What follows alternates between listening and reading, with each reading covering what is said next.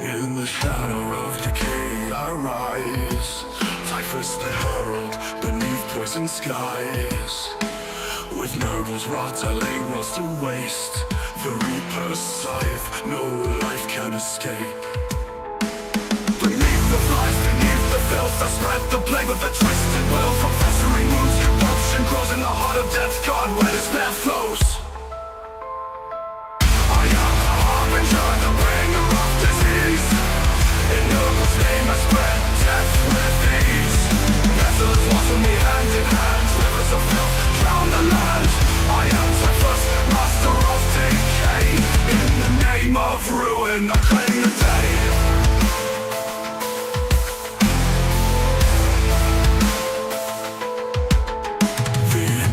Light crumbles to dust. Wherever I tread, rot consumes the just.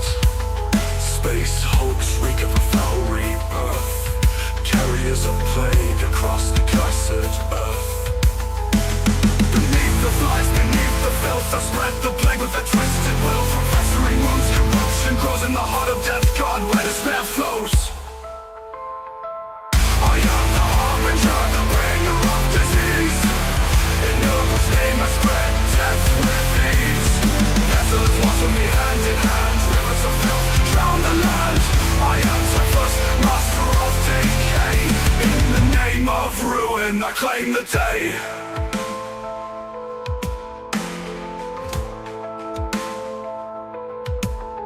The Imperium's light crumbles to dust. Wherever I tread, rot consumes the just. Space hulks reek of a foul rebirth. Carriers of plague across the cursed earth. Beneath the flies, beneath the filth I spread the plague with a twisted will. From festering wounds, corruption grows in the heart of death. God, where despair flows. I am the harbinger, the bringer of disease. In Nurgle's name I spread death with ease. Vessels water me hand in hand. Rivers of filth drown the land. I am typhus, master of decay. In the name of ruin I claim the day. Language howl, the gassing walls. Vigilant tides, new life is born. Nurgle's passing, a twisted grace. I erase your heart in my cold embrace.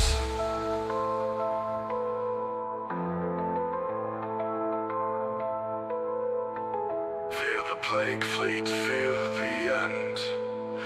No salvation, no let to defend. I am typhus, reaper of dread. Bow to Nurgle, embrace the dead.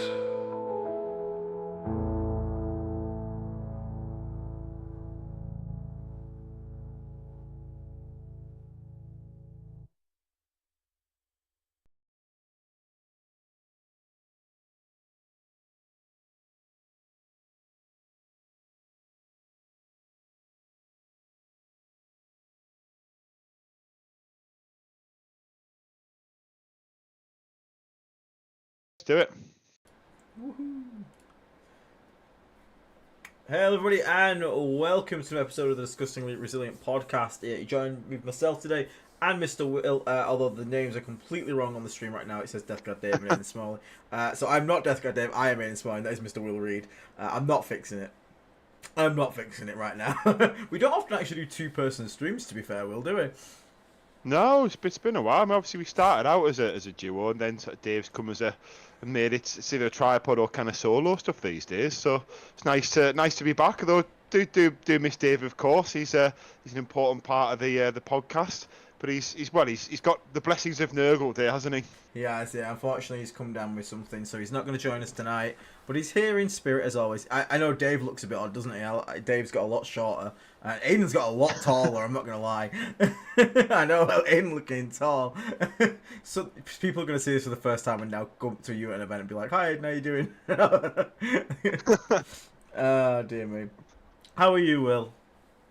I'm good, mate. I'm good. Just been sort of having practice games, as I say, sort of making honesty calls with lists and sort of trying to drop pet units and actually look at what's winning and what's going well. And yeah, like I said, I just had a really close game on the QC.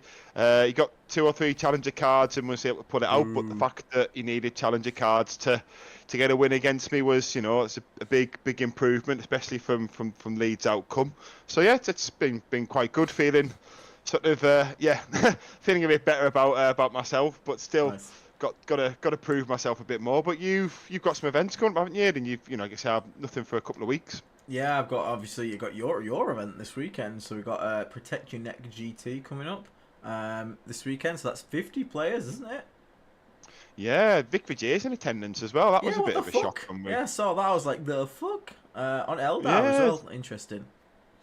Yeah, I mean I haven't looked to see what else on that weekend. It could just be that it's a a small weekend with the local one, or but nice to have him down. To be fair, he's great guy, Vic. I played him ages ago. I don't really know him too well, to be honest, but when I did play him, I did genuinely think he was one of the nicest people that I'd ever played against. I couldn't imagine him being anything other than calm and mild mannered. So yeah, so it'd be nice to have him there. I think yourself, and then a few other sort of like local guys. Who normally do quite well. But what are you? Because obviously you were and erring, weren't you, about a couple of different lists? Yeah. I haven't checked through the list. So what did you decide in the end? So we are taking Deathlord's Chosen, but I decided to take a Blightlord brick instead of Mortarion. So it's going to be interesting. So I'm taking 2 Lord of Contagion, Typhus, a Lord of Virulence. The one Lord of Contagion has the uppy downy enhancement. The Lord of Virulence has the +1 movement reroll advances enhancement. And then it's 3 squads of 3 Death Shroud, so 1 for each Lord and then 1 for Typhus. And then the 10 Blightlord brick with the Lord of Virulence. Then we got 2 squads of Spawn, 2 squads of Poxwalkers, 3 heavy Blight Launch drones, and 2 Mythic Blight Haulers. So I know it's not a 5-0 list 100%. But I reckon I can try and push for a 4-1 with it. I can try and push a 4-1. So we're going to see how it goes. I was tempted to bring Morty, but I think when I was looking at the maps, which I know you're updating for the next one, the terrain, there's a lot of open space in the middle, and because of that, like, I don't feel like the reactive move's going to get that much value, because when you're on the objectives in the open, like, there's nowhere to reactive move to. Do you get what I mean? Like, there's some little bits, but there's not too much, whereas I feel like, so I kind of just want to try Blightlords, because another way I look at it, in Deathlord's Chosen, Blightlords have semi-play, like they're pretty decent, they're alright there. But, because I'm trying to do every detachment, Mortarion can be probably it's more viable to take Morty in different detachments more so than Blightlords. And I've got Shamble Rot, Taliband after this, and Mortarion's Hammer. None of them 3 really want Blightlords. But, you can make an argument for Mortarion like Taliband and Shamble Rot. Because, Shamble Rot wants to block off movement, so reactive move's good. Taliban, you can do a big toughness skew, like, Rotagus and all that stuff in the Mortarion. So I thought if there's a chance for Blightlords to perform, this is going to be the detachment to do it in. So yeah, we're bringing along a big brick of 10 Blightlords, so we're going to see how it goes. And I'll probably cry as soon as I get paired into a knight straight away. Yeah, I don't know. It's an interesting. I look at Blightlords. I was really trying to talk myself into running a little 3-man unit at one point to sort of to babysit the Lord of Virulence, but like I say, like I said at the start of the stream, that's kind of going back to previous trails of thought. I think I was going down rabbit holes of little pet lists and trying to be sort of different for the sake of being different. And I think what you've talked about there, maybe there's some kind of individuals. I think it's good to try the Blightlords, but I haven't really put them on the table, so I don't really have a lot of opinions on them. When I look at them, I look at them in Flyborn. I think that's probably where they fit the most for me. Yeah, there is that as well. But you've obviously done that already, haven't you? So you can't really do that. So what was the thinking then with the list? Because I know Dave had been really high on Mortarion in the detachment, and he almost said it was. I think it was on the last stream. Actually, he felt like it was like a linchpin part of the build. What's your approach to it? Like what are you sort of seeing from the like what do you think their role is? I think is what I'm trying to get at. Honestly, I'm just gonna try and use it with an anvil on the board, sort of like they can, because I mean they got the guy in there. They have this stratagem that gives them assault, so realistically they're moving 6 plus d6 every turn, re-rolling that d6 for 1. So you're looking at average like 10-inch move a turn and still shooting, which is actually pretty fast for Death Guard.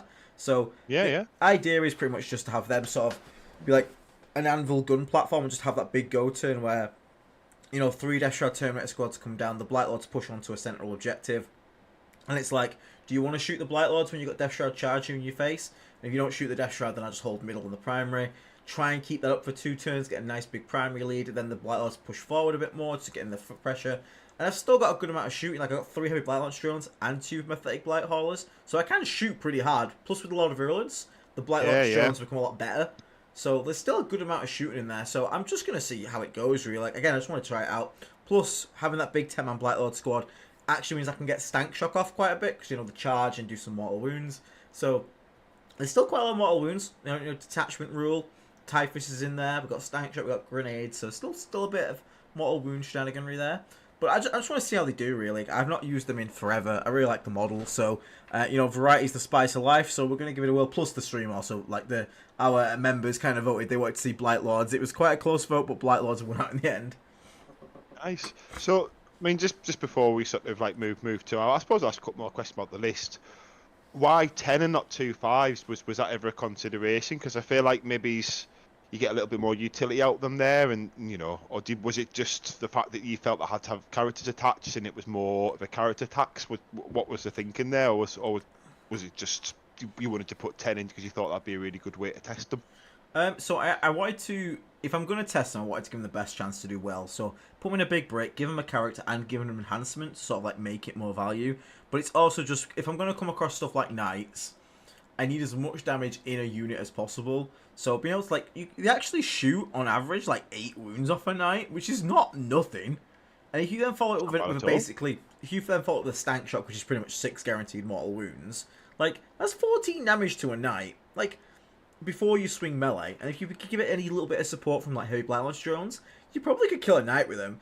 But the 2 5-mans, I feel like the 5-man, like, it can come down, it doesn't really do much. Whereas, like, if I give it the enhancement, the ability to go assault, and just, you know, have full rerolls to wound on that full squad, like, it's gonna at least do some damage and at least be scary. Because I don't want to. Again, we're talking about those cute units. I feel like 2 5-man Blightlords is just cute. It doesn't really threaten too much. It's just kind of cute. So having a big 10 brick, that's real scary with a character in it. Then I've got 3 squads of Death Shroud, all with flat damage, 3 characters in it. They're all scary. Bloat drones are all scary. With like blight holes, they're scary. The only like cute units I have is like 2 Poxwalk units. So I got 2 spawn as well. But again, I don't think they're cute at all. But I think Poxwalkers were no. Oh yeah, but I mean like non-damage dealing units, which is like. Oh right, yeah. I thought you meant cute as in like, you know, like I'm gonna run a Defiler just to be different. No. Yeah, I get what you mean.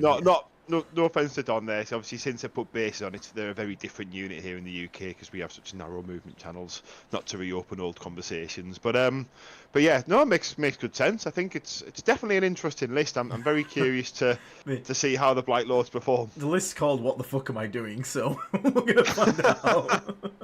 So when do pairings go up, by the way? Is it going to be tomorrow or is it going to be later in the week? It's probably going to be Wednesday. So we had a small waiting list and we were able to add in a couple of extra tables. So nice. So it was Dave Irwin and a couple of other people that come sort of regularly ask. Has he got a ticket? Has Irving got a ticket? Well, he's got a ticket, assuming that he wants one. I messaged him to say that he's got one. He's my lift. Get a ticket, Dave. There you go. Yeah. So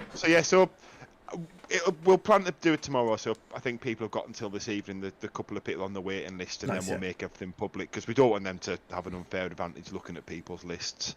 But yeah, it should be a really fun event. I'm really curious to see how you go with this. I mean, one thing I'd say about the Bloatdrones Heavy Blight launches, the Lord of Virulence makes them so much better. So I've been running them without the Lord of Virulence, and I actually think in a lot of builds it probably is better to run without the Lord of Virulence, because sometimes the Lord of, like, they die, and the Lord of Virulence, you just wish that he was a Lord of Contagion for the rest of the game as soon as the Bloatdrones kind of disappear. But when he is there, they are such a better unit. Like 1 or 2 is just more efficient than like 3 sometimes. Yeah, because it means that even if you roll like the minimum shots, or like 4 shots somewhere, like you roll 2 and you get 4 shots, it just means you're probably going to still hit all 4. Whereas, like, without it, like, I've had it where I've rolled, 8 shots, I've rolled 6 and plus the 2, and I still miss, like, half of them, and I get 4 hits in the end, and I'm like, that's not great. So being able to, swingy as hell, aren't they? They're so swingy. They're very good, but my god, they're swingy. Yeah, like like I said, just played QC before the stream, one of our many daytime games, and so like, he was at one point saying the guy thinks I should have shot them, and I said, but it's so swingy, like they project threat better than they actually deliver it sometimes. So we rolled it out twice, and one time they killed a Doomsday Arc with all three shooting, and then it's like then we rolled it again, and the time the Doomsday Arc lived on 3 wounds, and we're kind of like working out the average, and that seems to be like it's not guaranteed, like it's almost 50-50 when you think it's 3 units into 1. Like it's not always the best trade, but then the Blightlords are so much better. Necrons, like you can't leave it on 3 wounds because it's not going to be on 3 wounds for long.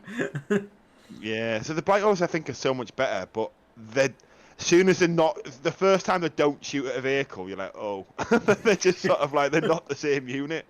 But they pick up vehicles for fun though, so it's, I think it's a strong list that you've got. Did you have any spawn in there as well? Yeah, two units of spawn. Oh, can I borrow 1 spawn model if you've got 1 spare?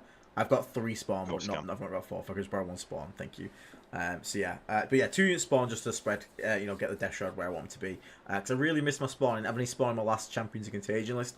Really missed having some spawn. I think like spawn are really, really good still. I'm going to do the way, and I've dropped them. Like I've really frustrated with them.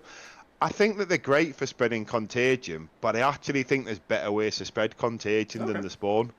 Like I said, like I talked about before, about putting the plague bus back in. Like it's got multiple uses, and again, you put it in a corner. That turn, you can just run the 2 plague casters out. But cheaper than the spawn and the nice little Overwatch threat.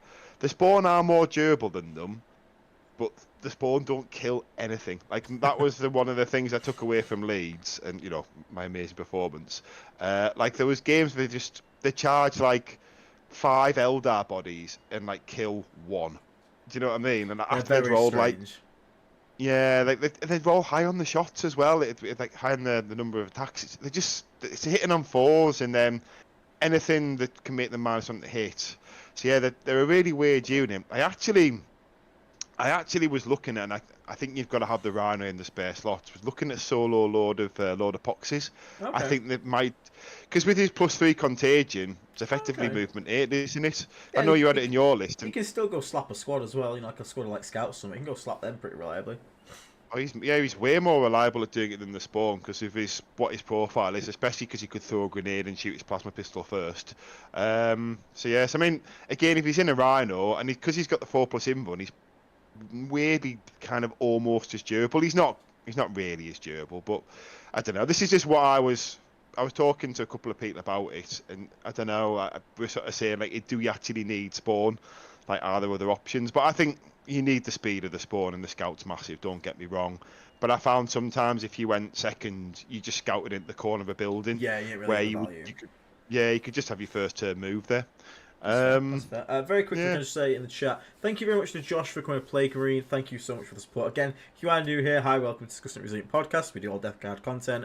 It's not a flavour of the month thing. We just do Death Guard. So even if we get nerfed in a month's time, we'll still be here playing Death Guard. So if you want to support us, you can consider becoming a member. It's cheapest one's $2.99 a month. Gets you access to our Discord server. You can join all the great chats, have a bit of fun. And if you want to go a bit higher, you can get access to like getting list reviews, all that stuff. But even a like and a subscribe helps us grow. I've also had a $7 donation from Mr. Pluto Dubs. Cheers, boys. Gotta go to work. Gotta go to a work meeting. Have fun with the Blightlords. I will try and have fun. The good thing about this, Will, I think I'm gonna have fun regardless because I feel there's no pressure on me to go for like a 5-0 summer because I'm not trying to. Like the list is clearly like just meant to be like I'm trying some weird units in a weird attachment, trying to have fun with it, and that's nice to know. Like there's no pressure in a way. Like I want to try and get that 4-1. Don't get me wrong, but at the same time, if I don't get it, I'm gonna be like, oh, that's fine. Because I tell you, it's a lot of scary lists at this event. Yeah, like I said, the main Mark's there, isn't he? With his Death Guard as well. Top cut from Leeds. Marcus Hinson is there as well. And then a handful of other sort of usual suspects. I think Rory might be in attendance as well, who sort of... Rory is, yeah. My arch nemesis of his custodians. He's very good with them. He's very, very good. Beat by 1 point last time, so let's not do that again. Yeah, there's a few of the still, and I'm a lot of really leveled up. Andy Mitten, for example, with his Gene Stealer cult, he... Like I say, he's been putting in some amazing numbers and really sort of putting in performances and a few others as well. Like I say, it was... I don't know if Alex is playing, actually. It was Alex who beat Vic when he took his Thousand Sons out. So I did wonder if Vic sort of come back just to get some revenge on him. I was Brought the thinking, Eldar is instead. that why he's come down? Yeah, he's come headhunting. Just got a question in the chat as well. So we got JB1234564. 12356 whatever. Are any of the knights worth allying into Death Guard, or are they unnecessary? I think knights are great in Death Guard at the moment. Like, Despoiler is like. Do you know what? I mean, we'll get into that because That's a like great, you said there. it's a great segue. Yeah. Yeah, it's a very good segue into what we're going to talk about. So we'll loop back round to that point because we're going to run through some of the WTC lists as well. And there's one list in particular that does have a knight in there we're going to talk about. So we'll loop back round because I think the knight that's in there is definitely one of the options. But there's a few good ones, I think, if we're... Carnivore's still pretty decent. Carnivore's still... It's not as reliable as it used to be because I missed going from 3s to 2s. Sorry, 2s to 3s. Now it's 3s to 3s. Sustained helps a bit, but you know it's still really fast. Still got decent OC. Can still clap a couple things. I had fun playing it. It's still kind of cheap. I think the biggest hit for Knights was the Brigand. I feel like the Brigand is just not very good anymore. I've got mixed feelings on the Brigand. I think for us, you would never look at him while our demon engines are the points, while the Hauler exists. Yeah. But he's gone down a lot of points. Like he's 140 now. He's the same as a Carnivore. Like I actually think in a vacuum, if we were still running Index, and we didn't have a Codex, and it was like Predators or a Brigand, I think 140 with his, it's okay. It's not as good, but the points came down significantly. But the points came down enough, and Knights and Uther's Death Guard, like we've got so many better options that you can spend the points on. But where we were still running the Index, I think 140, I think it'd still be fine. But you'd never take a Brigand before you've got 3 heavy Blightlords in your list. I'll put it that way. Like 2 Brigands is nearly 3 heavy Blight launches. Yeah. So I think that's just where we're at, because we've just got good. Same way you don't see our Predators at the moment. The Predators are fine. There's nothing wrong with them. Yeah. They're just not efficient compared to like some of the undercosted demon engine units. I think the problem I have with the Predator is that it's like 45 points more, like you said right there, which is already a problem. But it just doesn't have an invuln as well. So it's like when you get shot on a bloat drone, I got shot by 2 Atropos, and I just spiked the 5 up invulns because I had the 5 invuln, and then lived. And I'm like, oh, okay, you just like got no damage up 2 Atropos. If that was a Predator, the first one would just auto popped it, like AP4 just gone straight through. Like you don't bracket as well. It's them not bracketing is a massive thing as well. And also they're so easy to move because they fly on a tiny base. Yeah, like they're just good, aren't they? Really. I mean, this is it's like I was saying before about Blight Haulers. Like as soon as they're not shooting at a vehicle, they aren't anywhere near as reliable. But then 90 points is still incredibly good value. Yeah. It's insane. It is insane. So should we get into WTC then? Yeah, let's have a look. I'll have a quick check in chat, see if there's any more questions. Does says, wait, Death Guard players now deciding to play Blightlord Terminators. Incorrect statement. I'm deciding to play Blightlord Terminators. They're not... Okay, so the thing about Death Guard book at the moment is there's not really any bad units. I don't think Blightlords are bad. It's just they're outshone because Death Shroud are just, like, stupid. Like, right now. And there's other things that just fill the role better. But they're not a bad unit anymore. They're not like they used to be in Index where you'd have to, like, really, you know, gaslight yourself into thinking they're actually decent. They're actually pretty good now. Heretical Spine says, what about 10 BLs in cock? Like, yeah, 10 T9 Terminators, that's genuinely hard to deal with. So yeah, they're still pretty good. I wish they were OC2. If they were OC2, and I still wish they were Strength 6 as well, actually. That hurts a little bit as well. But if they were OC2, they would be so much better, because then they could just hold primary and just be that, like, that brick. Yeah. Where...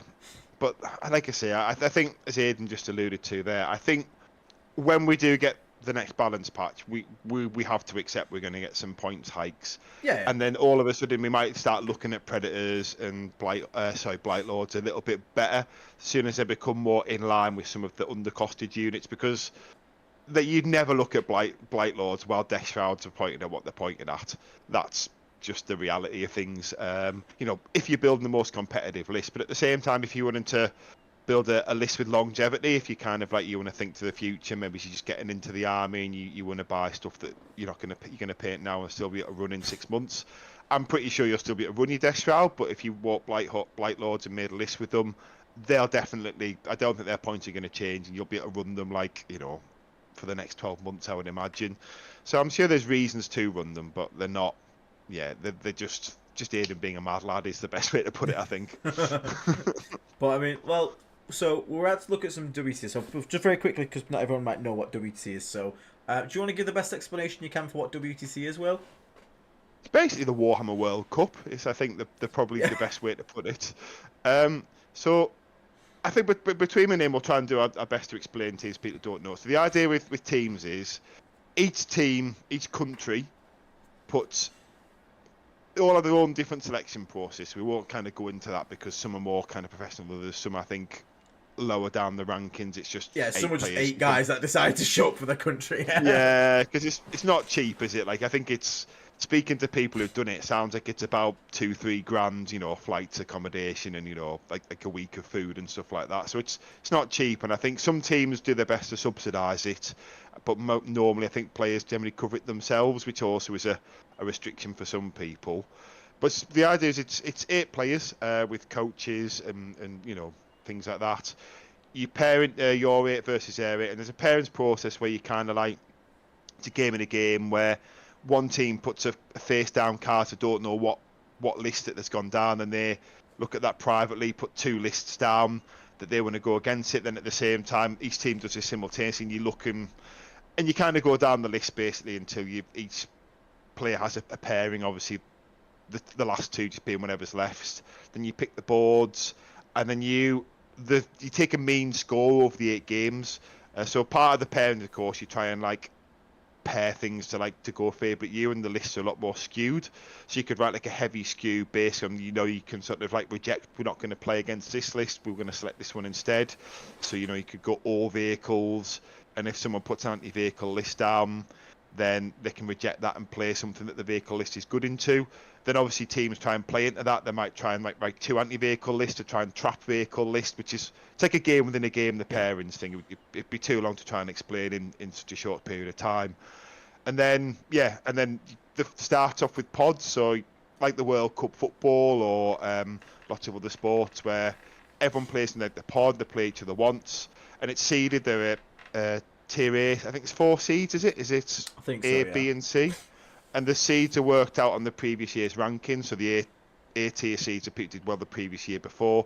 I think if you join it your first year, because comes on the time that you always go into C.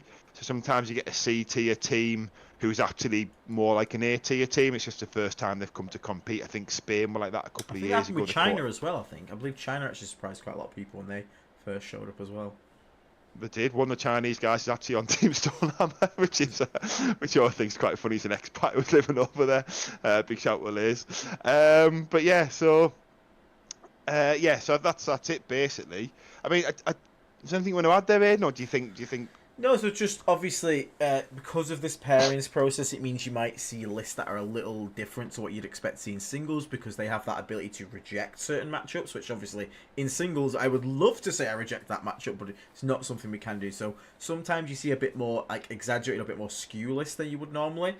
Please focus, camera, focus. There we go. Just because of the nature of teams. So just bear that in mind when we look through these. We're not going to look at them all because I believe out of the 48, is it 48 countries? It's 40 countries, I think. This year. There is 38 Death Guard. No, there's 40. It's every team's got Death Guard. I think it's my understanding. It's 40 or 40. I thought I saw one gap, but yeah, a lot. Regardless, I'm taking my information from watching the Fireside recap. So they might have made the mistake. I might just be sort of copy pasting their mistake down the line. Yeah, they might have said it's like hyperbolic. Like every team's stuck Death Guard, because they basically have, like, even if 1 or 2 hasn't. Like, out of 40, that is basically Death Guard on every single team. So, we got a lot of Death Guard. We're not going to look at every list because, again, that would kind of be pointless. So, we're going to look at some... we're going to notice that it seems to be Hammer and VV is, like, all the rage. There is a few Cocks, but it's mostly Hammer. Like, there's a lot of Mortarian's Hammer, which is the sort of vehicle one. So, what was the fella you mentioned before, Will, with the Despoiler? Oh, Andrew Gonyo from Team America, who are an A tier seed, of course. They are I think they came 3rd last year and are normally sort of sniffing around the top spot. I'm sure they fancy themselves, could take down the whole thing. Now, one thing to bear in mind here, and why this is interesting, is if you take an ally, you lock that army out of being taken. So the fact that this guy's took a knight as an ally means his team can't take Chaos Knights. And Chaos Knights are looking really good as well for teams, just because of how they play. So the fact that they've give the knight to their Death Guard player as an ally instead of having knights on the team is actually quite telling of where they think the power is of a knight in a Death Guard list. What's the name again? Andrew Gonyo. Right at the end, literally the very last one. Give me a second, I'm going to just shuffle my screen up for the viewers here. Here we go. Yeah, it's not the best format, is it, really, to sort of... This is not our document, we'll have you know. This is from the WTC themselves. They post up all the army lists, but we'll do our best to sort of go through it. So, let's have a look at Mr. Gonyo then. So, Mr. Gonyo, he has gone with... So, he is playing, as we said, Hammer. Looks like still playing Hammer here. So, we got Lord of Contagion, Lord of Virulence with Tendril Submissions, Tallyman. Now, the Tallyman's actually interesting here because I don't think you need a Tallyman in Hammer. I don't think the strats are good enough to, like, want one. Like, if you got 40 points and you need something to sit on home, it's still good inclusion. Like, you never upset. I think it's an anti-Imperial Knights pick, so they might be looking at the list thinking it is a Warlord. Yep. Good shout, Will. I think that's why people do it. I think it's just take a character that can sit on your backfield and not be involved in the game. I think that's why it's there. Good shout, Will. Good shout. It's exactly what I did with my Tallyman. I made him a Warlord and Cock. Okay, that actually makes sense. Plus, like, CP is never bad to have, because worst case you get, like, you know, 3 new secondary, stuff like that. I just don't think you need him in Hammer, but that's fair, it makes sense. So we got 1 unit of Chaos Spawn here. Now, that is actually quite interesting in Hammer, because obviously Hammer can just point and click. But again, having Scout, maybe it's just something to do early actions like that. Only one Death list is also 2,000 points on the nose. So I wonder if he would have took like a Blightlord or something, but just it was a 10 points. Maybe, you know, yeah. Sorry, I didn't mean to cut you off. No, it's alright. I was saying 1 unit of Death Shroud, just 1. Now that is, you often see 2 in Hammer. One to me would make me feel a little uneasy. It's like in melee. Yeah, I agree while you with give that. your opinion. 1 second. Yeah, I mean, I think it's because it's teams and people will be going down certain skews. I imagine because you also get to pick the board. You see, I can't remember how the order goes with picking the board, but I think it's the first team to put a team down. So I imagine they might be putting him down early to try and get a really open board and have him just blast things to pieces. Because that Despoil will be really good at that. Obviously, the heavy Blight launches with 4 rerolls to hit. That's what I imagine that it's trying to do. And then the 3 Plague Burst Crawlers will try and pick off the scoring units that are standing behind walls, you know, pressure people's expansion objectives, so they have to send units back. Yeah, so we have got 3 HBL drones, as Will alluded to there. Standard in Hammer. 2 Pathetic Blight Halls, again, standard. Triple PBC is also standard in Hammer. Now, a lot of people drop one of the PBCs to get the Knight in, because we've only got 2 Poxwalk units. So, basically, he's, instead of dropping a PBC, which you usually see to fit in the Despoiler, he's dropped that second squad of Death Shroud from the sort of like normal build, and the second Lord of Contagion. But yeah, as you can see here, Knight Despoiler with double heavy battle cannon, the Rune Spear rocket pod, and this guy is an absolute menace to this attachment. It is so much flat damage 3, flying across table at AP 2 because you're going to -1 save whatever you want to be in. So it's effectively strength 11 because whatever you shoot, that's going to be -1 toughness. It's incredibly there's a lot of shooting power here. If you like you said, if Will like I said, if he gets a terrain light board, an opponent's going to have a real hard time against it because you can't hide because the PBCs are going to smash you. And as soon as you come out into the open, you're going to get absolutely dumpstered by the HBL drones and the Knight. And this is all whilst he's still, you know, got hauls to play up the field a bit. He's got the spawn to sort of like do some actions and stand on secondary, stand on primary. And then if you play 2 passive, he's still got a Death Shroud and an LOC, which will happily drop on your face and absolutely smash your shit in. So what do you reckon this one? Do you reckon this is like, you reckon this is worth the loss of Chaos Knights? So I've listened to some other podcasts, but I think they decided because when it comes to teams, I heard if you basically break this down, Knights can be a bit of a liability in the sense because obviously you want like a stable scoring. You know, if someone's going to go out there and say, you know, they need to kind of be reliable in what they're going to get. If you run and say 6 big Knights, it might be that looks favourable, but we've all had a game when we've played Knights where it's gone against us, but also it's gone in our favour. You know, like we talked about the 3 heavy bloat drones. Yeah, I you shot know, Michael they could Duff's just pop Lancer off. with 2 HBL drones and dropped it to 6. Like, Yeah, it can happen. that's exactly it. So I think Team America didn't take Knights because they wanted like more stable stuff, and there are lots of armies out there that can kind of prey on Knights a little bit. You know, oh, you bought 6. I mean, for example, I don't think anyone's actually took it, which is weird. But Double Oath Ultramarines, it's like, oh, you took 6 big Knights, did you? Well, expect to lose 2 of them a turn very quickly. You know, so I think that's why maybe they didn't take them, and I think that allowed him to put them into the Death Guard list rather than the Death Guard list forcing Knights out to sort of to have that night is my understanding from That's great. listening to take some of the podcasts, if that makes sense. Yeah, I mean, I think it's still an incredibly strong, scary list, and like you don't want to see that facing down. And like you said, this does give the stability to the Knight now, because this is a kind of list that, as long as it doesn't get paired horrendously, will always at least bring. Like, it's very hard to beat this list. Like, it's very hard to beat it in general, but it's also extremely hard to beat it in a crushing way. Yeah, because it teams you want losing with grace and style is sometimes as important as it is a win for the team on a whole, isn't it? Where if you can lose in a small margin and still get points out of your loss, that could be how the team won that round. Yeah, and one thing I will point out is this Knight has an amazing presence in the mirror, because all these little engines, these bloat drones, these haulers, the Knight smashes them if he gets to shoot them. Hits one threes, And the wins one 10 threes. brick. Yeah, smashes that to pieces as well. You can even just weight a fire down stuff like Death Shroud Terminators, because it's just so many dice you have to save on. So in the mirror, like it's quite honestly, it's not too surprising to see one battle cannon at one bloat drone, one battle cannon of a bloat drone, and it has a pretty good chance to pick up both. Yeah, so to add into what you've said there, Aiden, so I missed this when I looked at it. I always forget it's rapid fire. Is it like 74-inch range? Yes, it's so stupid. It rapid fires at 36 or something like that, yeah.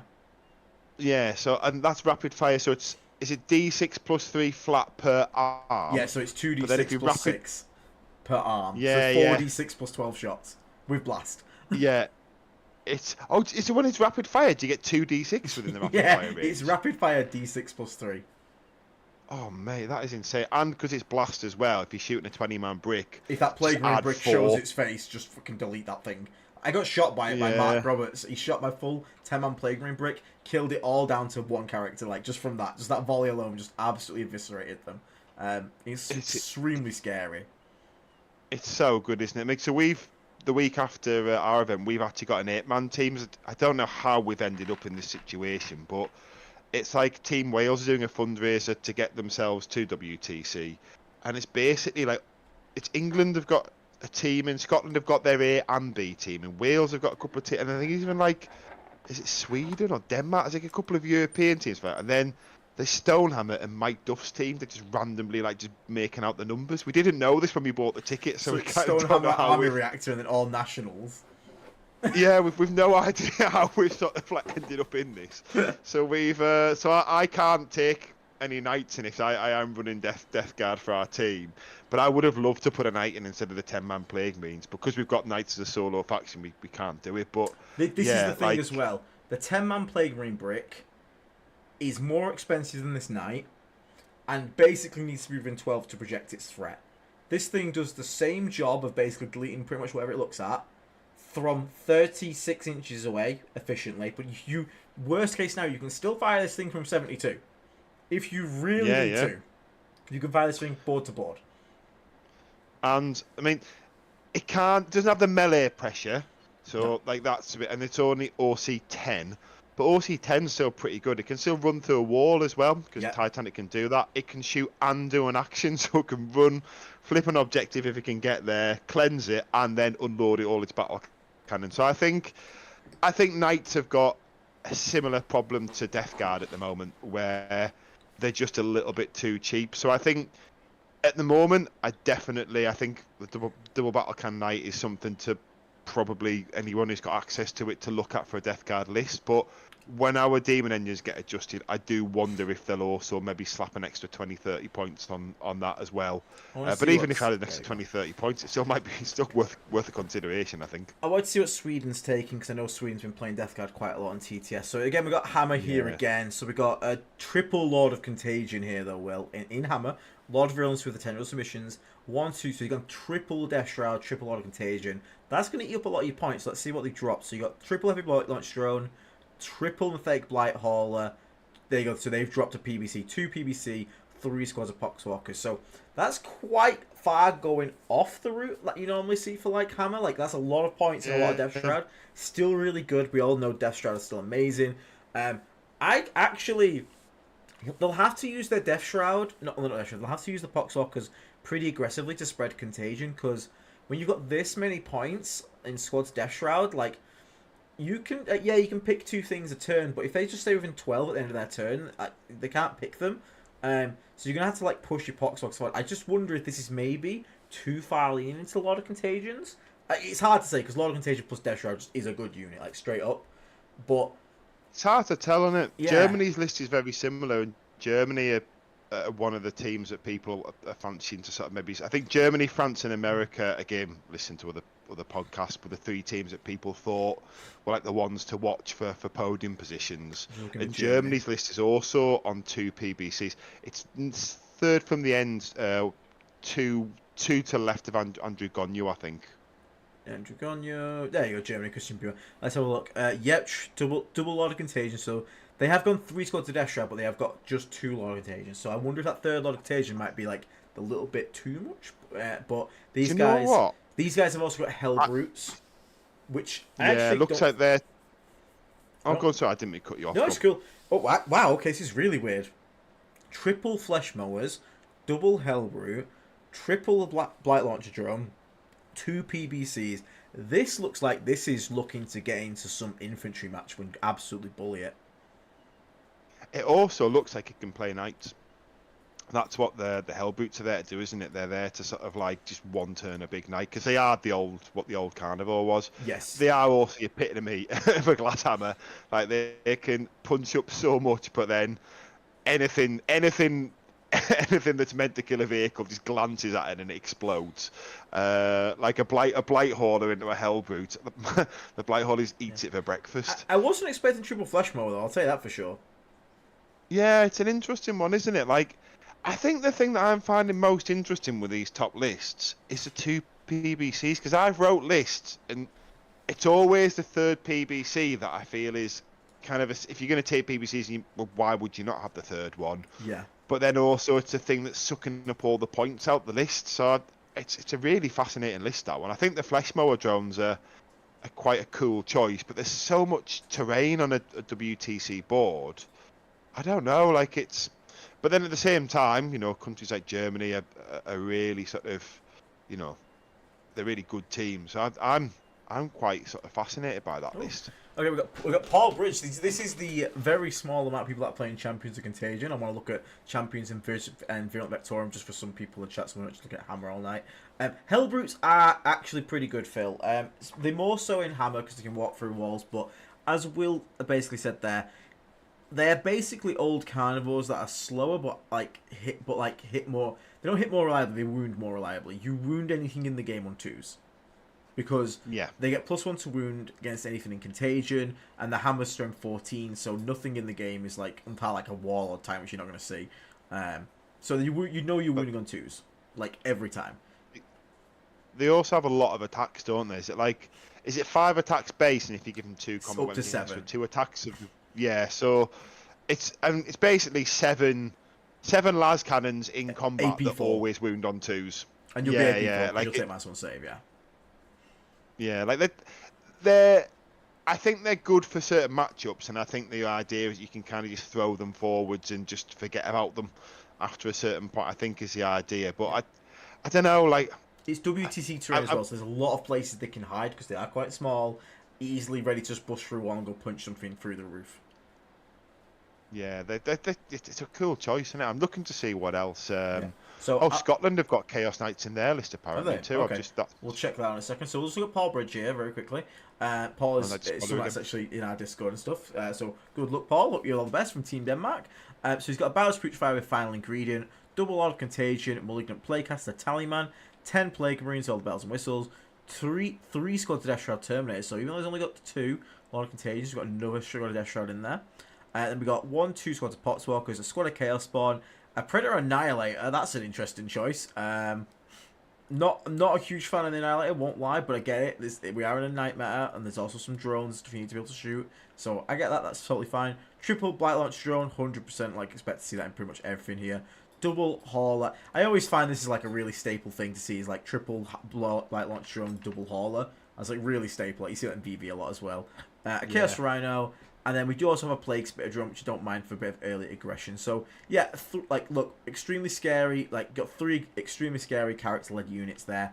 An extra Death Shroud to just go and punch something. So, the good thing with Cock is 3 Death Shroud and a character with 5 up crits and reroll everything can definitely go and one-tap a knight. I've done it. You one-tap them pretty reliably. Especially if you give them any form of shooting support as well. Tallyman here as well. So, it's a fairly standard COC list, to be honest. I do wonder about the Bowers Fire because I like the Plague Marine brick with the final ingredient, but I also found it's quite hard to use properly. So squishy. Final ingredient when it pops off it isn't always as meaningful as you expect it to be as well. Like I feel like late game it's good, but sometimes like I don't know, like there's sometimes in shooting matchups it doesn't matter as much as I sort of found. Yeah, that's fair. That's fair. Right, which one was that one you just said then? Which was Scotland. Scotland was what I was going to say there. Poland's another one to look at. So I'm also looking for the teams that I know are like seeded and normally do quite well. It's Poland. Where's Scotland? Up there. Well, I mean Scotland's gonna have the voice of Innis in it as well. So, I didn't know there was a team Israel. That's cool. There's so many teams that I did not know actually were like competing. That's really cool to see. It's really cool to see all these teams cool, coming isn't in. it?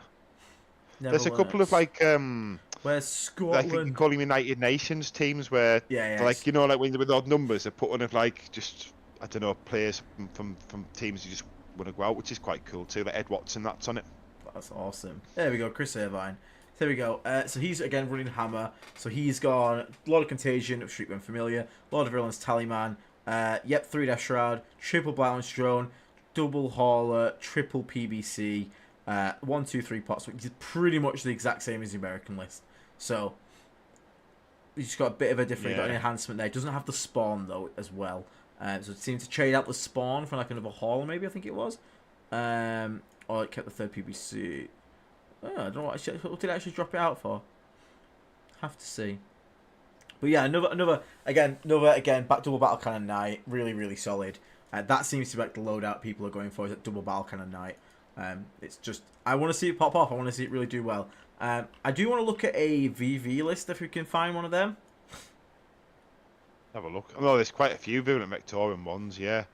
I was going to the point I was going to make before about the unattached Death Shroud squad in Hammer. I think one of the reasons that people do it is because I don't know if you've found in your games as well. There are times where it's a really bad trade with the character attached because I think sometimes you wanted to go and clear 5 scouts that are like holding their expansion objective, and 3 barebones ones does that really well. So I think that's like a deliberate choice from some. They just want like a cheap sort of. It's going to go in and clear some chaff, and then the 2 with loads of contagion are there to like go and do the heavy lifting. I think because I've just looked at Poland's and I think they've done it as well, and I'm assuming that's why. But Virulent Victorium, let's have a look. So Israel's on VV. Who else is on VV? Iceland is on Bombardment. Papt Hungary's on VV as well. Then we've got who's on the left here? That is Hammer. We've also got France. We've got France. France is quite a big name. France, I think, are everyone's top pick. They're also defending champions, aren't they? Well, let's have a look at them. So they've gone for VV, so they haven't gone the Hammer route. So they've got the Bowers Fire, Demon Prince of Nurgle Revolting Regeneration, classic. They've got Lord of Contagion with the Furnace of Plagues, second Lord of Contagion, just bare bones, Lord of Virulence, Playcaster, and Time. And that is a lot of points on characters, which is fine. We know that in VV. It's quite standard, so quite good. So 190 points. We've got the Plague Marine Brick. It is triple plasma gun. Yeah, it's the mixed one. Triple plasma gun, 2 Blight Launcher. Ooh, sorry. Coke's coming up. Double Plague Spewer and some melee Plague weapons. So expected, yeah, Chaos Rhino. 1 squad of Death Shot Terminators, 2 squad of Death Shot Terminators, 1 Flesh Mower, triple HBL drone, double Hauler. There we go. We said again that like sort of combo, and double Poxwalker. So I'm actually surprised not to see this Flesh Mower with the Flesh Mower drone become Spawn, because Spawn plus these plus 3-inch contagion is actually quite because it can go through walls. But again, if it's WTC, Flesh Mower drone can probably still get to place where it wants to be and spread that contagion up early, which is really nice. This is what I kind of say is the standard like VV list. You know, you got your 10 Plague Marine Brick, you got your 2 squads of Terminators with a lot of contagions in each, being really scary, and then you back it up with a nice shooting package of the triple heavy Blight Launcher drone, double Haulers, and you've got your scoring piece with your Poxwalker. So honestly, nothing too crazy in this list. Kind of like what I would expect to see. Anything there surprising for you, or again, kind of standard? No, not at all. No, I mean, I found a list with 2 carnivores. Okay, give us that one. So what we'll say about this France one is, though, the really good thing about this France VV one is, especially with sticky objectives, like Hammer's already hard to beat. I feel like VV is extremely hard to beat 20-0. I think, yeah, so this is partly linked to my Leeds performance, and, you know, common sense should have told me this, but Virulent Vectorum's really good, because I copied the Virulent Vectorum listed at Champions of Contagion. It didn't perform anywhere near, just to get context there. One of the reasons the Virulent Vectorum's really good, he can play a really scrappy game, which I think works well at teams, because like you say, you can shoot something off an objective, but if it's sticky, that's not enough. You've got to go and actually put a model there, which is so much harder to do sometimes, especially in a Death Guard matchup where you want your opponent to come close to you. So it's like, oh yeah, it's sticky, so you shot me off, that's fine, but come on, put a unit there as well. Let me use that. Let me get some move. Let me kill another one of your resources. So I think the Virulent Vectorum one is just really good. Like you say, like even if it loses by scoring lots of points on most instances. So I think for teams it is a really good one. I think more times Hammer pushes more for like a bigger win, which I think is obviously maybe it's kind of role in some of them. Yeah, if you run into an army that just can't deal with that much armor, yeah. Yeah, because that's I think more Tyrant's Hammer, which is why I've seen this Hell Boot. I think its problem is when you come up against like a toughness 12 skew, isn't it? All of a sudden it's a bit kind of like it's wounding everything on 4s, 5s, maybe even, you know, if it's a proper 12 skew, even if it's in Contagion, it's still toughness 11, you know, toughness 7 Knights become toughness 4s, and, you know, it can get a bit kind of like dicey. So I think Virulent Vectorum might not do much better in those games, but Virulent Vectorum is like going to score more points, so when it loses, it should lose better on the differential to help the team sort of win the round. It's how I would. I found the double carnival list. Yes, but is it Chechnya? Yeah, it's Chechnya, Czech, which is pretty funny. Yeah. It's a cool list, isn't it? We'll see. So thank you very much, Techie TF77, member for 8 months. Says, love the content, love the Discord, you're legends. Thank you so much, Techie. You also upgraded to come a Death Shroud, so hell, we need a Nurgling Wiggle, Will. We need a Nurgling Wiggle. Thank you so much, mate. Thank you so much for the support. And Don Houston, thank you for the $7.77 super chat. Been loving the 6 Predator build I've been teasing. Heavy bolters for days. You are a brave soldier, my good sir. You're a brave soldier. I can't bring myself to love Annihilators. I just wish they had the old rule. If they had the old rule, I'd be kind of happy with them. Like, I was fine with that rule. Don't like the mortal wound rule. It's just kind of weird. Just again. So is Don's list? Is it Annihilators with bolters on the sponsons, but a last cannon on the top? Is that what he's running? Or I'm gonna guess. I'm gonna guess because I mean, man loves his heavy bolters, so that's all I'm gonna go for. That makes sense. So then we got this one here, Champions of Contagion. So this is Wojtek. Oh, I do know. I actually have spoken to Wojtek, I'm pretty sure, before. So the name rings a bell. So we've got double Lord of Contagion, 1 Lord of Poxes, a Lord of Pox Tech, Lord of Virulence, Malignant Playcaster, 2 Tallymen. Hey, he's got your double Tallymen, Will. Got the double Tallymen tech. The ugly shape of double Tallymen. 5 Plague Marines with, looks like, all melee weapons, so they're just going to go sit with a lot of Poxes, go punch them on objective. 2 squads of Death Shroud Terminators, 3 squads of Poxwalkers, 2 squads of Chaos Spawn, triple Heavy Blight Launch Drone, double Blighthauler, and then double Carnivore. So this has actually got like quite a lot of melee pressure because you got a lot of pox in that Rhino. Wait, is that Malignant Playcaster still? So that's going to be... That could attach and give him fight first, actually. So it might be Malignant Playcast, a lot of I poxes. wondered that. That's quite cool to see. You also get double Taliman In the to screen out. expansion. Yeah, you still get your 2 extreme... Is it double... We got double Lord of Contagion? Yeah, so that means the LOV is just going to be going solo to mark targets and then also be able to do actions and stuff, which is really cool. Like that. But yeah, I mean, there's a lot of pressure. This is can be quite aggressive, this list, with these like double Carnivores coming in. That's you know, I wish I had the LOV in my list because my Blightlord just was swingy as fuck. Kind of fixes that issue there. So it's it's a nice list. It's quite a cool one.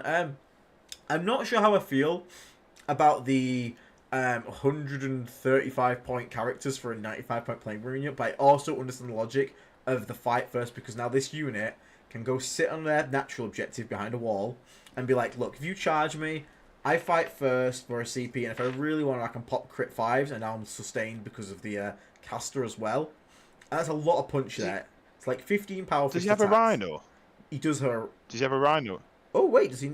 No, he does not have a Rhino. So he's. I don't think that's bad tech then, because No, on WTC boards you can just advance on your expansion objective. So I would look at that. The plague means to attacks just to give fight first to the Lord of Poxes, I would guess. Yeah. Like they're just attacks and they're there for no other reason. Plus, so I imagine his plan is just to advance in the expansion, stand there and do nothing. Oh, sorry. Yeah. The Lord of 18 can also be relevant because you don't have to worry about PBC indirect in a mirror match. You can just go and sit on your objective. Again, as like you said, if you just need to get to that objective turn 1, also means you can deploy them a bit stupider because you don't have to worry about getting shot turn 1 because not many people can get in 18 turn 1 unless it's like a close deployment. So you know what? Yeah, okay, I see it. Will I see it? That's a good point because I mean, that squad on a point is like I said, 15 power for his attacks plus the caster's got 4 D3 damage attacks. Like that can crit on 5. Still got sustained. Yep, sustained lethal. You have the chance to go crit 5 if you want to spend 2 CP. But yeah, fight first on that is just like really flexible little unit. And the sword not actually bad in combat. It always surprises me that like it's cool tech. Like it's very cool tech.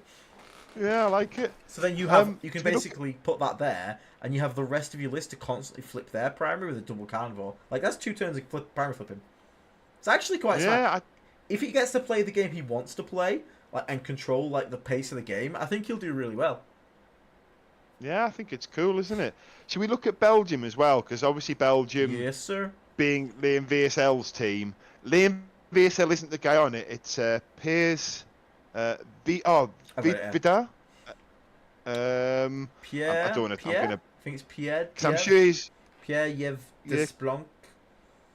He's from Poland anyway, Will, isn't he? Yeah. I don't know. Team Poland, yeah, Team Poland. But I presume Liam VSL would have had a big bit of input in the writing of this, with that being Liam's country. So it's probably safe to assume there's going to be some spice in this list. Let's have a little scroll down. So it is again. We got the hammer list. So we got Lord of Contagion with Shriek going for me, Lord of Virulence, Typhus in here. Okay, bit of Mortal Woundies, double Death Shroud, triple Death Shroud. So again, going this triple Death Shroud hammer build seems to be popping off. Double Plague Drones with Plague Spitters, triple HBL Bloat Drone, triple PBC, and then I've seen this used for a 20 Poxwalker unit. I've seen this. I've seen a lot of people using this to sort of just gum up an objective and like be annoying for opponents to remove, because you can then mortar off like the thing that's initially holding it. The next turn, the 20 Poxwalker can walk onto the objective and like sort of like take that away. People who are asking how do we see the list, bear with me a second, I will drop the link in the chat for you also.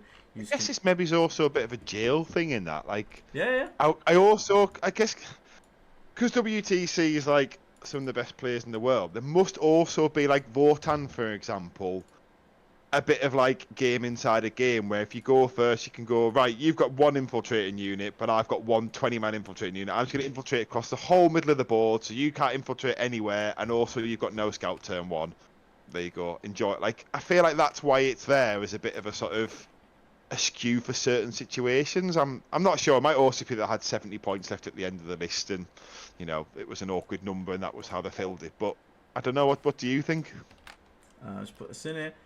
There you go, just put it on chat. Yeah, I think it could be a bit of board control. It could be also to take up space against night pressure because you can just spread out 20 box walk and take up tons of space. But I think it's just an incredibly annoying unit to deal with. Like again, 20. I've been surprised at how many things 10 poxwalkers just with like -1 to hit up has like survived like in those early trade games. So having 20, that's just like you've got to like deal with that and remove it, which is going to be incredibly annoying. And also the amount of space it can take up for like screening as well is kind of ridiculous. And also, as you were, he's got Typhus too as well. I mean, Typhus embedded in 20 poxwalkers. Oh shit! Wait. Yeah, it's the same list, isn't it? Oh wait. We assume that Typhus goes with the Death Shroud, but what if he, like you said before, Will, one of the Death Shrouds stays spare so it can clear off like stuff like Scouts don't feel bad. What if Typhus is with the Poxwalkers to be an extremely annoying screen? Because now if someone tries to melee pressure you, you've got a regenerating wall of -1 to hit, so you can take the -1 save Contagion, which obviously Hammer wants to take, but now you've got a screen that can sit in -1 to hit, because as I just said there, 10 is surprisingly annoying to deal with -1 to hit, so having -1 to hit on 20 guys, that's actually really annoying to deal with, and it's going to provide you a really nice screen to keep you guys safe from stuff like, even like a Lancer. Lancer charges in on the sweep, it has 10 attacks, now hits on 3s, so it's going like 7 odd hits, and like, yeah, okay, wounds Poxwalkers and like 2s and stuff, but like, again, like, you don't care, you lose 7 Poxwalkers. Yeah. It probably drops one, maybe, even like, you know, who cares? It's like a Pokeball, isn't it? Like, he's got the 3 Death Shroud, he's got 3 characters he could attach them to, or he could... I imagine the only time it always I imagine Lord of Contagion always be attached. I mean, the Lord of Contagion's got the free Overwatch strat. Yeah, so he should be attached. I think that's just 10 points spare or 15 points spare because that makes sense. Because I mean, I don't really see like you want. I mean, you got Plague Spitters to Overwatch with, I suppose. I don't think you. It must. Yeah, it means that the 20 Poxwalkers must be a choice because he could have just made it a 10-man and then, you know, used the 80 to buy some spawn or something like that. So yeah, it's interesting. I do have a question for you then, Aiden. This is something I've been unsure about. The Lord of Virulence is Lorn Up enhancement. Yes.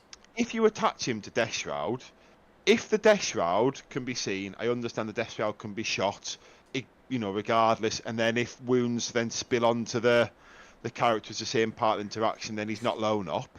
But if he's attached to Death Shroud, the Death Shroud are like hidden where you can't see them. The Lone Up character is the only thing that's visible and within 3 of a vehicle, so the Lone Up kicks in. Is he Lone Up or not still? I'm not sure how... I think the Lone Operative rule states while they're not attached to a unit. The actual Lone Is that what it's... Let's have a look.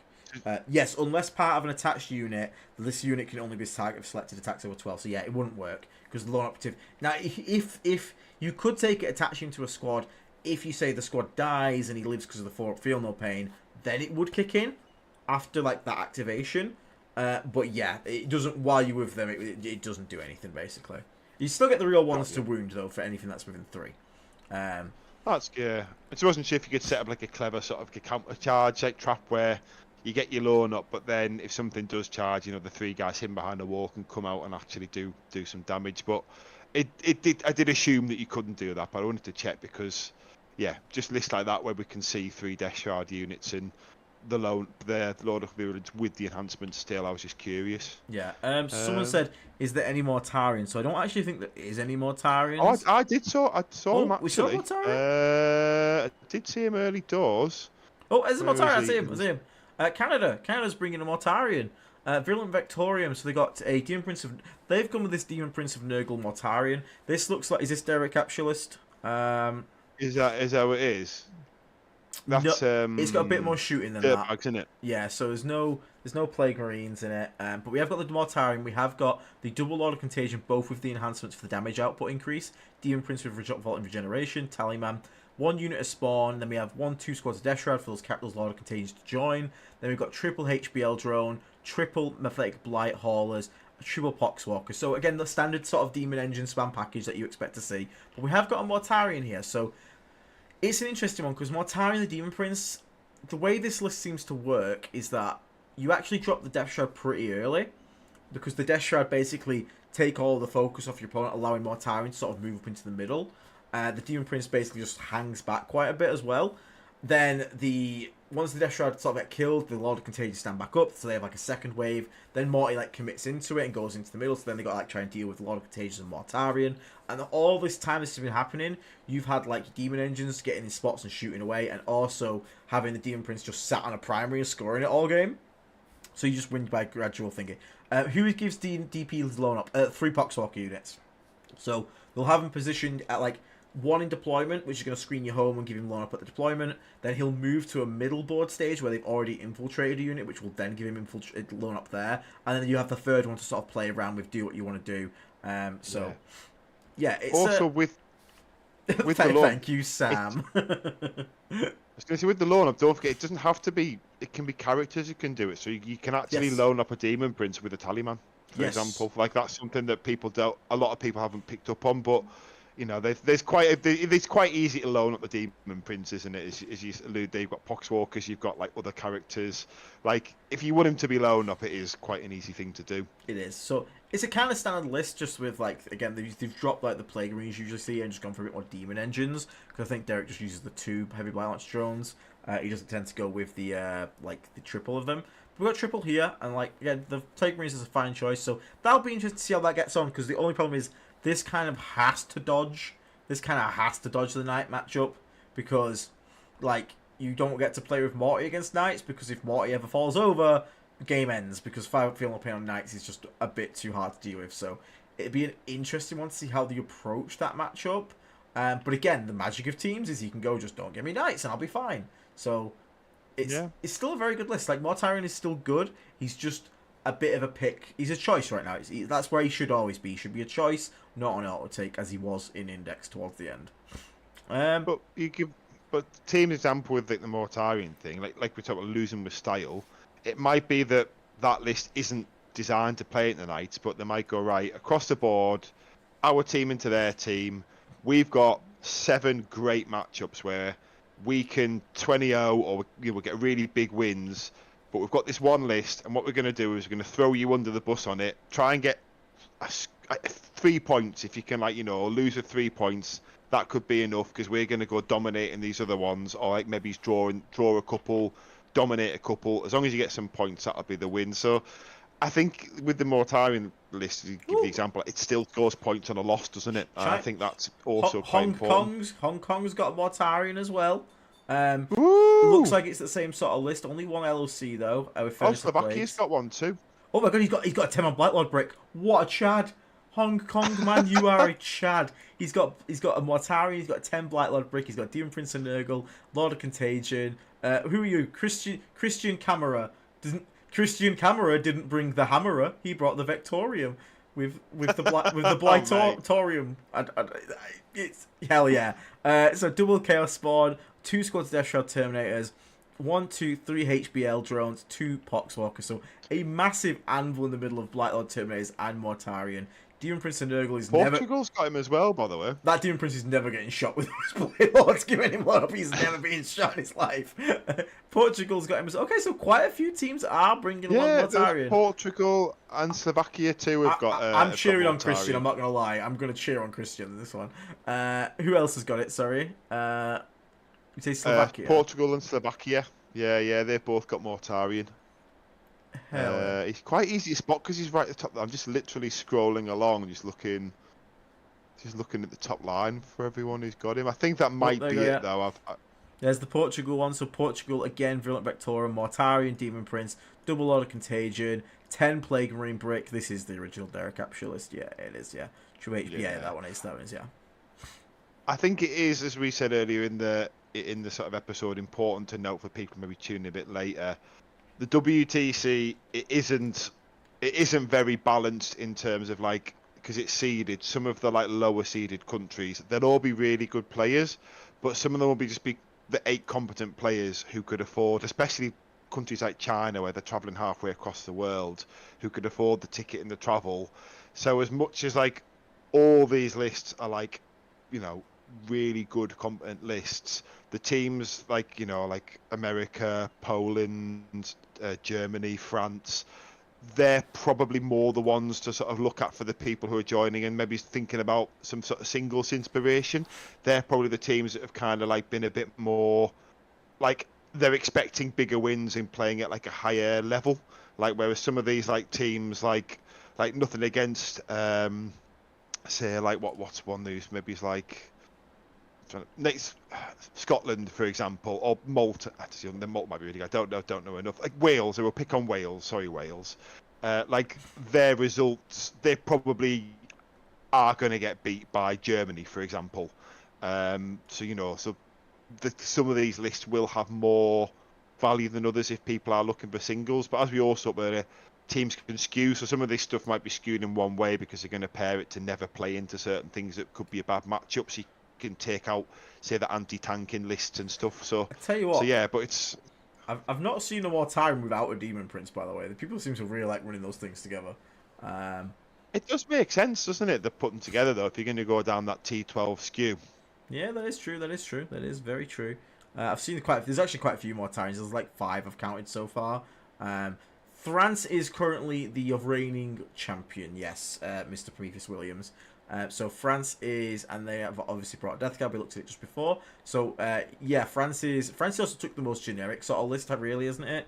It was the Virulent Vectorium one, wasn't it? Where it was just like absolute bog standard, which is not a bad thing, by the way. So like, obviously it's just a very figured out thing. China, what are you taking? His list is called Don't Give Me Night, so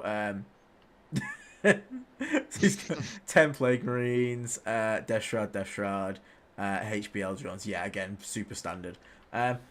So I mean, I think I can summarize these lists up as 90% like just Death Shrouds, HBL drones, maybe a Plague Marine squad, and then some haulers, and then like Poxwalkers. That is like 90 everything. So I think Death Guard lists. And then the spoiler with Battle Cannon does appear quite a few times actually. I think all the teams that didn't take Chaos Knights, so it's probably quite fair to throw that in there as well. I think anyone who didn't take Chaos Knights put a despoiler with Battle Cannon into a Mortarian's Hammer list by the looks of it. Yeah, and then you got Mortarians is like a bit of a pick for certain people, not for everyone.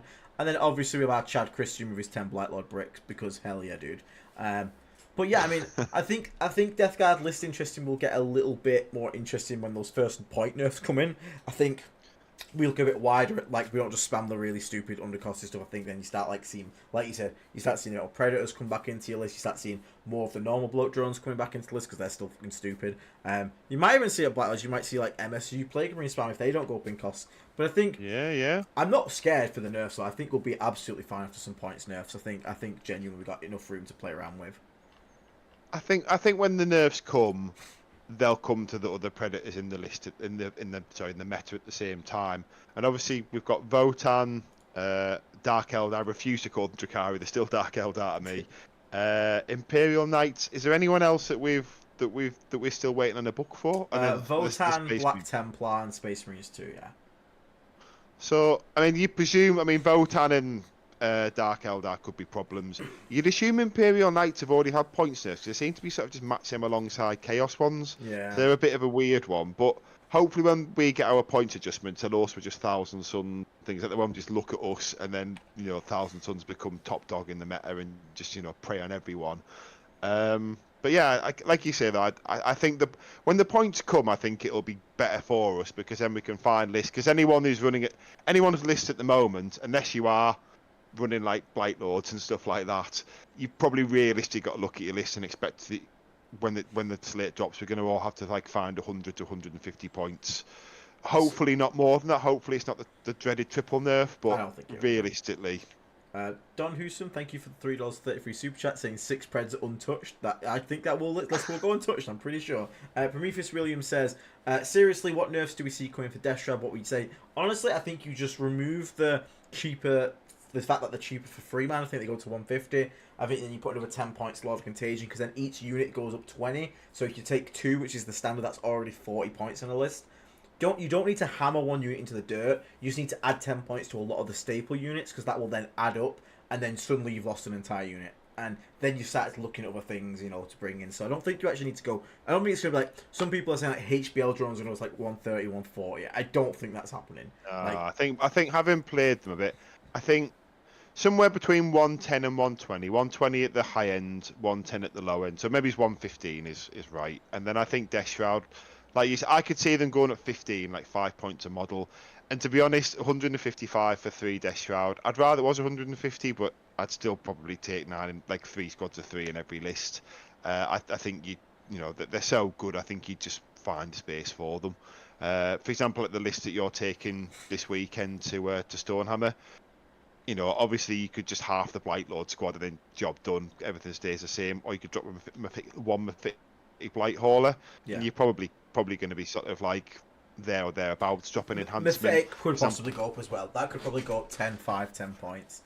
Yeah, that's probably. I don't think it has to go up horrendously though, because like you said, it's very good at its job. The second you shoot anything else, it's just kind of it's all right. Yeah, we'll have to see. But yeah, I think we're in a good spot, and it's cool to see these lists. And you know, best of luck to everyone that is competing at WTC. We will have another look once the results are in, sort of see what the best Death Guard list does, see how effective those despoilers were, and have a look at our friend Christian got on with his Blightlord brick, because hell yeah, dude. But I mean, yeah, so we're going to wrap up there, because actually I've just noticed the timer. It's been on for a bit longer than I thought. Yeah, doing stuff. No, it's been good. Yeah, it's been really good. So, anything else you want to add on? Obviously, I'm looking forward to the event this weekend, Will. You don't need to advertise it now, because it's fully sold out, so there you go. Yeah. It should be fun, though. It should be good.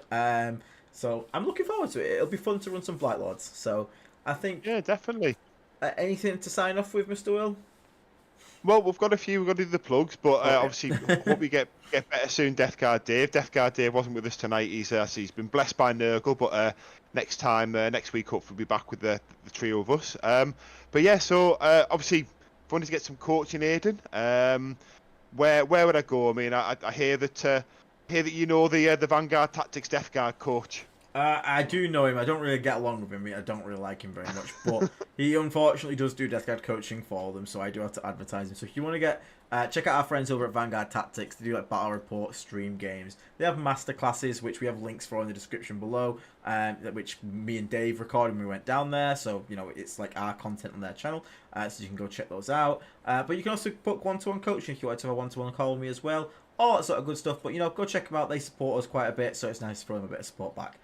But, unfortunately, to learn how to play thy game, one must acquire models for thy game. Where could I acquire models for thy game?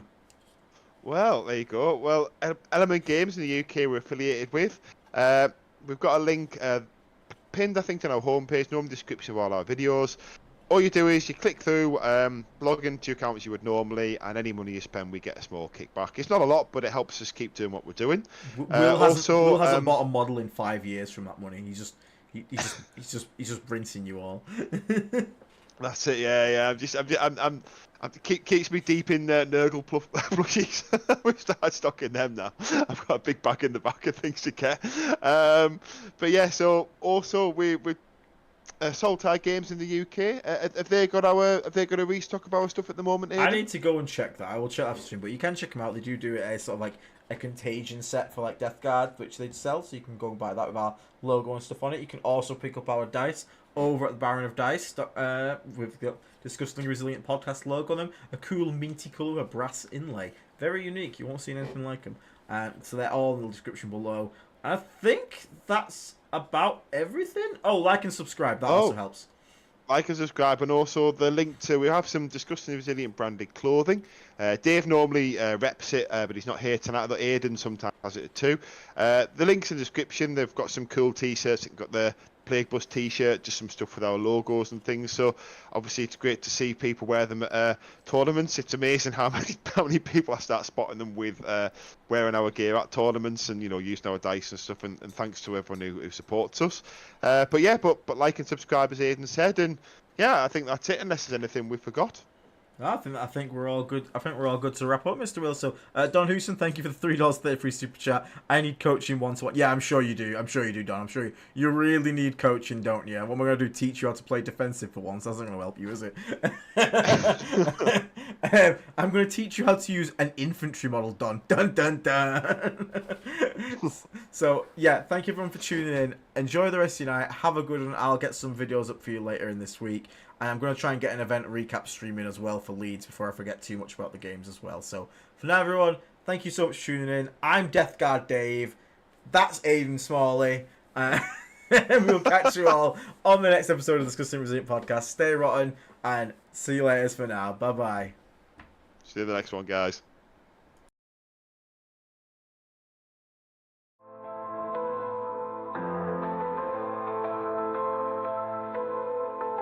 In the shadow of decay I rise, typhus the herald beneath poison skies. With nobles rot I lay worlds to waste. The reaper's scythe, no life can escape. Beneath the flies, beneath the filth, I spread the plague with the twisted will. From festering wounds, corruption grows in the heart of death. God, where this blood flows.